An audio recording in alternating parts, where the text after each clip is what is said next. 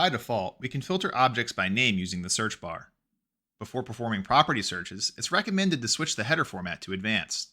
This allows us to see the full property path on the column headers.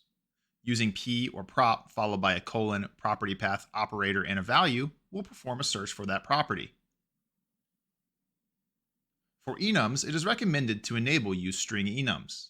This allows us to search enum values by name.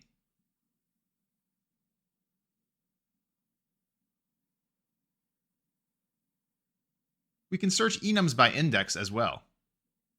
Property searches can be performed on any object properties that are serialized in Scriptable Sheets. In this case, we can filter by the text description. We can filter by color.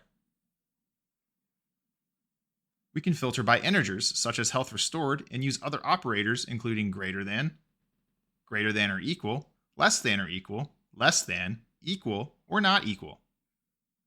And we can filter by booleans such as is edible, by true, false, 1, or 0. We can also search by GUIDs and asset paths which adhere to search settings. First, enable show GUID and show asset path from settings.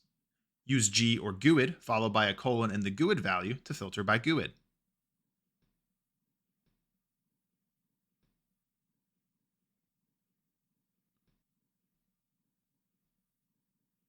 We can create a separate folder for our Apple objects and filter by asset path.